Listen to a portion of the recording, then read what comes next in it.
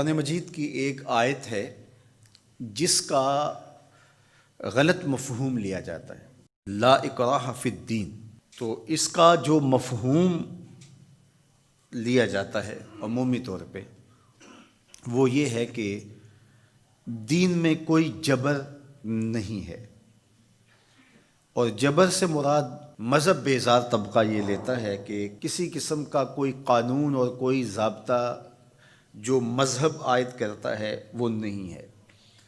تو یہ مولویوں کی پیدا کردہ سختی ہے اور انہوں نے دین کو مشکل بنا دیا ہے، اور حدود و تعزیرات، قوانین، ضوابط، چور کا ہاتھ کاٹو، زانی کو سنگسار کرو، کوڑے مارو حد قذف میں، اور مختلف اوقات کے اندر مختلف عبادتوں کا لزوم۔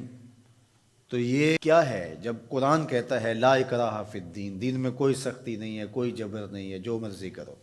تو یہ اس کا مفہوم نکالا۔ اور ایک طبقہ ایسا ہے کہ جو دین کو اس طرح پیش کرتا ہے اور اس طرح سے دین کو لوگوں کے سامنے رکھتا ہے کہ جس طرح دین پر عمل کرنا کوئی آسان کام نہیں ہے، اور اس کو وہ مشکل اتنا بنا دیتا ہے کہ لوگ گھبرا جاتے ہیں کہ ہم تو پھر دین پہ نہیں چل پائیں گے، چند لوگ ہی دین پہ چل سکتے ہیں، جبکہ یہ دونوں چیزیں افراط و تفریط سے تعلق رکھتی ہیں۔ تو آیت کریمہ کا صحیح مفہوم یہ ہے، لا اکراہ فی الدین کا مطلب یہ ہے کہ دین قبول کروانے میں کسی پر سختی نہیں کی جائے گی کہ تو ضرور مسلمان ہو، یہ اس کا مفہوم ہے۔ اب کوئی دین قبول کر چکا ہے اور پھر احکام شریعہ اس کے اوپر نافذ ہوں گے تو یہ تو ہوں گے، تو اس پر یہ نہیں ہے کہ اب اس پر سختی نہیں کی جائے گی۔ جو اس جامعہ میں، اس درس گاہ میں داخل نہیں ہوتا، پڑھنا نہیں چاہتا، تو ہم اس کو دھکے سے گھر سے اٹھا کر کے یہاں داخلہ نہیں دے سکتے۔ جس کی مرضی ہو آئے اور جس کی مرضی ہو نہ آئے، لیکن جو شخص یہاں آ کے داخل ہو گیا، پھر یہاں جو ہم نے ضوابط اور قوانین بنائے ہیں ان کا وہ پابند ہوگا، اس لیے کہ وہ اپنی مرضی سے آیا ہے اور اس نے یہاں آ کر کے داخلہ لیا ہے۔ تو اب وہ کہے کہ میں نہیں مانتا، تو وہ باغی کہلائے گا۔ تو اسلام کے اندر کسی کو سختی سے داخل نہیں کیا جائے گا، ترغیب دی جائے گی۔ اور قرآن مجید کی اس آیت کریمہ کو اگر پورا پڑھیں تو سارا مفہوم واضح ہے۔ لا اکراہ فی الدین، دین لانے کے حوالے سے کوئی زبردستی نہیں ہے۔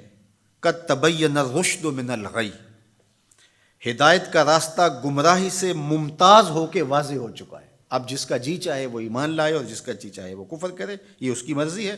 اگر اللہ چاہتا تو کسی کے دل میں کفر پیدا ہی نہ ہوتا، سب مسلمان ہوتے، لیکن اللہ تعالیٰ جل شانہ کی حکمت یہ نہیں ہے۔ انا ہدیناہ السبیل اما شاکرا و اما کفورا، ہم نے حق کے راستے واضح کر دیے۔ اب جس کی مرضی ہو وہ کفر کے راستے پہ چلے، جس کی مرضی ہو وہ اسلام کے راستے پہ چلے، اس کی اس مرضی کی وجہ سے ہی تو جزا و سزا ہے۔ اگر اس کی مرضی سلب کر لی جائے اور وہ ایمان لانے پہ مجبور ہو تو پھر اس کا یہ کمال کون سا ہوا؟ تو کمال تو یہی ہے کہ دونوں راستے ہیں اور دونوں راستے سے دکھائی دے رہے ہیں، اور وہ اپنے اختیار سے خیر کا راستہ اختیار کرتا ہے تو جزا ملے گی، اور اپنے اختیار سے برائی کی راہ پہ چلتا ہے تو اس کو جو ہے وہ سزا ملے گی۔ لیکن اگر اس کا اختیار ہی نہیں ہے برائی کے راستے پہ چلنے کا تو پھر اس کو سزا کیوں دی جائے؟ تو یہ بات ذہن میں رکھیے گا، یہ اختیار پر جزا اور سزا ہے۔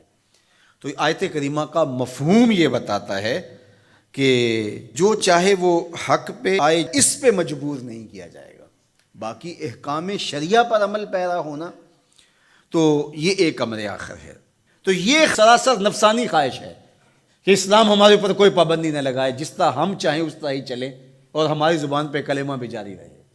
میں بھی ہوٹل میں پیو، چندہ بھی مسجد میں دو، شیطان بھی خوش رہے، خدا بھی ناراض نہ ہو، یہ کیسے ہو سکتا ہے؟